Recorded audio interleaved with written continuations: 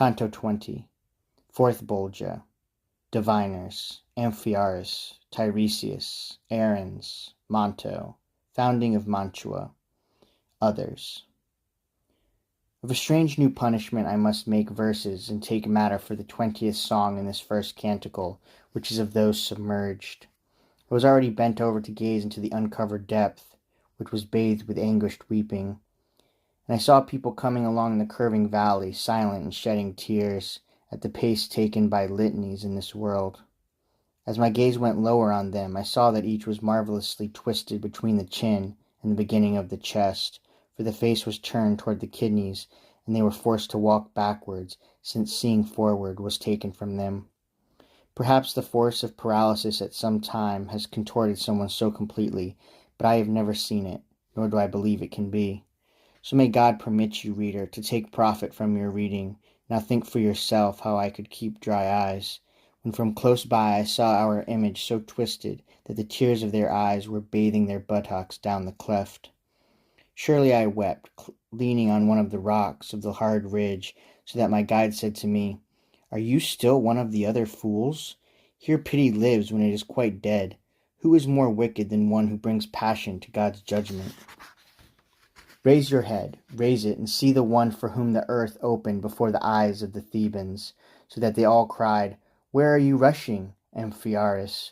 Why are you leaving the war?' And he did not stop falling downward until he reached Minos, who seizes each one. Look how he has made his breast his back. Because he wished to see too far ahead, now he looks backward and treads a backward path. See Tiresias, who changed shape when he turned from male to female, changing all his members, every one. And then he had to strike the two entangled serpents with his staff once more, before he could regain his male plumage. Aruns is the one who backs up against his belly there. In the mountains of Luni, where the Carrarese hoes, who lives below, he had a cave in the white marble for his dwelling, whence the view of the stars and the sea was not cut off. And she who covers up her breasts, which you cannot see, with her loosened tresses, and has every hairy skin on the other side, was Manto, who searched through many lands. Finally she settled where I was born, therefore I wish you to listen for a little.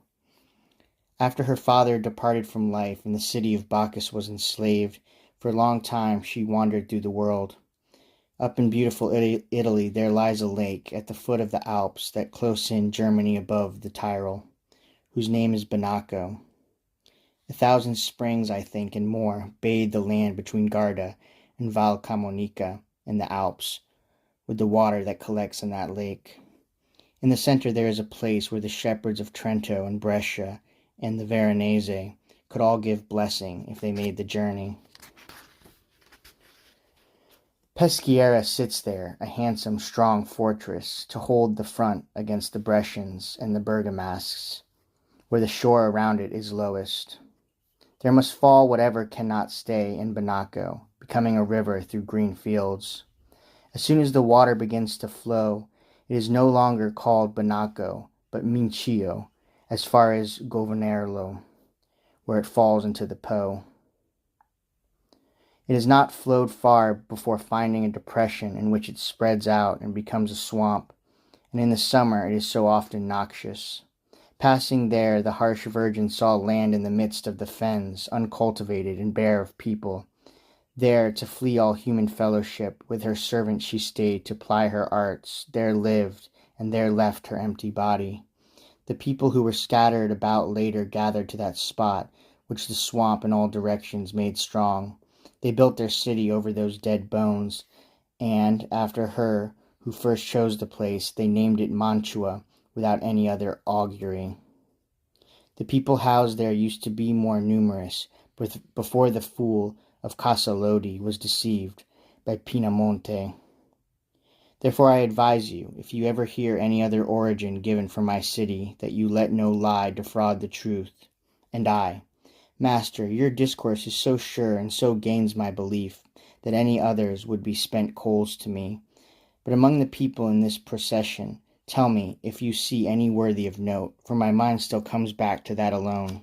Then he told me, that one, who from his cheeks spreads his beard down over his dark shoulders, was, when Greece was emptied of males, so that hardly any remained in the cradles, an augur, and along with Calchas he determined the point to cut the first ship's cable in Aulis. Eurypylus was his name, and thus my high tragedy sings of him at one place. You know that well, for you know it through and through. That other who was so slender in the flanks was Michael Scott, who truly knew the game of magic frauds.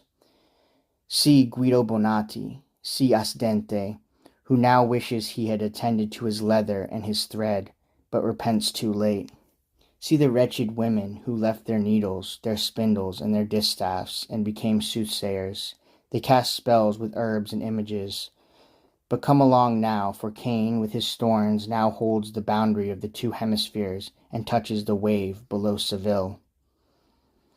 And already last night the moon was full. You must remember it well, for several times it did not harm you in the deep forest. So he spoke to me, and we walked meanwhile.